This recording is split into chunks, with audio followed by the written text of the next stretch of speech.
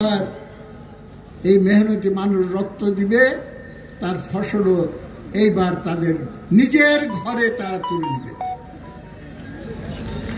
এবং সেইটা করতে হলে খালি লড়াই করে ঘরে বসে চলে গেলে চলবে না, নিজেদের সরকার গঠন করতে হবে। আমরা এই বার্তাটা দিতে এসেছি। এইবার বামপন্থীরা সরাসরি নিজেদের সরকার কায়েমের জন্য তারা সংগ্রামে অবতীর্ণ হবে।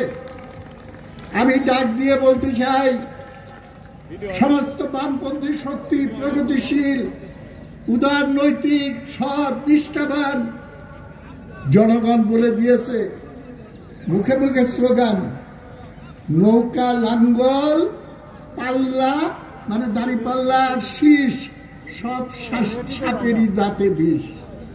এই চারটাকে বাদ দিয়ে বাকি সবাই একত্রিত হন এবং নয়া যুক্ত ফ্রন্ট গড়ে তুলেন।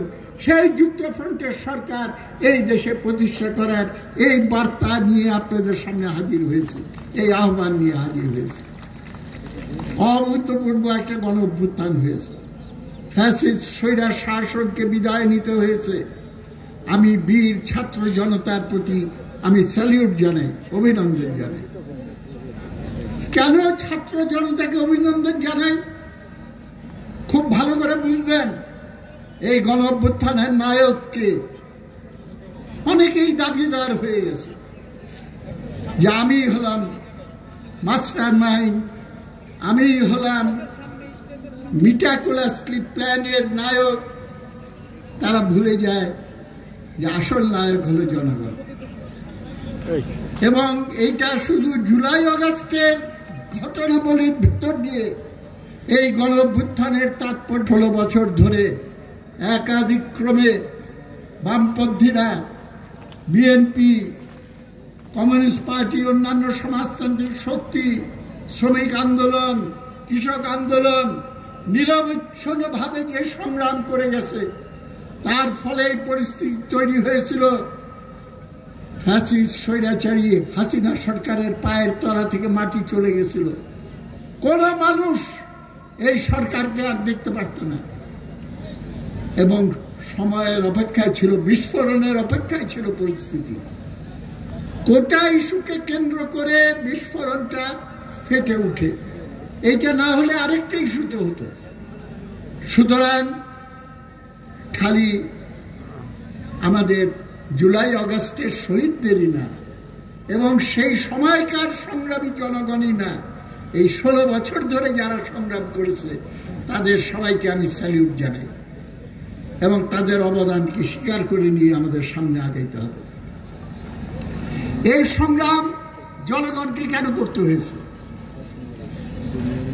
ইনকোয়ারি কমিটি, অনুসন্ধান কমিটি বলে দিয়েছে 28 লক্ষ কোটি টাকা লুটপাট হয়েছে। 28 লক্ষ কোটি টাকা, মনে মনে একটু চিন্তা করে দেখেন, এটা কার সম্পদ? এটা আমাদের সম্পদ, সাধারণ নাগরিকদের সম্পদ। এই সরকার দেখলাম আমাদের ইনডাইরেক্ট ট্যাক্স, পরোক্ষ কর, ভ্যাট নাকি আবার বাড়াবে। ভ্যাট হলো পরোক্ষ কর, গরিব মানুষকেও 2 আনা দিতে হয়, কোটিপতিকেও 2 আনা দিতে হয়। এইটা অন্যায্য, সরাসরি ট্যাক্স বাড়াই নাই। সুতরাং এইভাবে আমাদের টাকা আত্মসাৎ করে রাখা হয়েছে এবং এই লুটপাটকে যাতে না হারাইতে হয় সেইটার জন্য এই ফ্যাসিস্ট শাসন এখানে কায়েম করা হয়েছিল। আজকে আমাদের কর্তব্য, এই ফ্যাসিস্ট শাসনের হাত থেকে আমরা মুক্তি পেয়েছি, আমাদের 1 নম্বর কর্তব্য হবে এই ফ্যাসিস্ট শাসন যাতে কোনোভাবে এই বাংলার মাটিতে আর স্থান করতে না পারে সেইটা নিশ্চয়তা বিধান করা, আমাদের বিজয়কে সংগত করা। কিন্তু বিজয়কে সংগত করলে আমাদের মনে রাখতে হবে, শেখ হাসিনা দর্শন ছিল উন্নয়ন চাই, উন্নয়নের জন্য স্থিতিশীলতা চাই, স্থিতিশীলতার জন্য সরকারের ধারাবাহিকতা চাই। সরকারের ধারাবাহিকতা মানে কি? বারবার দরকার শেখ হাসিনার সরকার, এইটা বলে যেন তেন উপায়ে ভোটের নামে প্রহসন করে জনগণের সমর্থনহীনভাবে সে ক্ষমতায় অধিষ্ঠিত হয়েছিল। এবং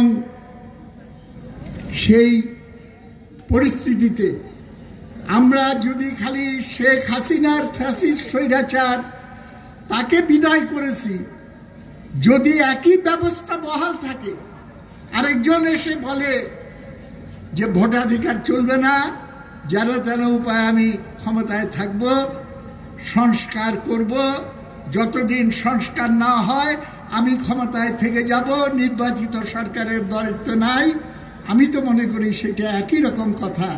বারবার দরকার আওয়ামী লীগের সরকার, এইখানে হয়ে যাবে বারবার দরকার সংস্কার পার্টির সরকার, এবং সেটা কিংস পার্টির নামে নানান রকম তোড়জোড় চতুর্দিকে দেখা যায়। আমি একটা প্রশ্ন করতে চাই, ইলেকশন কমিশন বর্তমানে দায়িত্বে আছে, রাজনৈতিক দল হিসাবে খরচের হিসাব দিতে হয়। রাজনৈতিক দল গঠন করার আগে লক্ষ লক্ষ টাকা দিয়ে যে অফিস বানায় ঢাকার কেন্দ্রস্থলে এবং অন্যান্যভাবে যে খরচ করছেন, সেই খরচের হিসাবও নিতে হবে। তা না হলে পরে কিন্তু আবার আরেকটা ধান্দাবাজের পাল্লায় আমরা পড়ে যাব।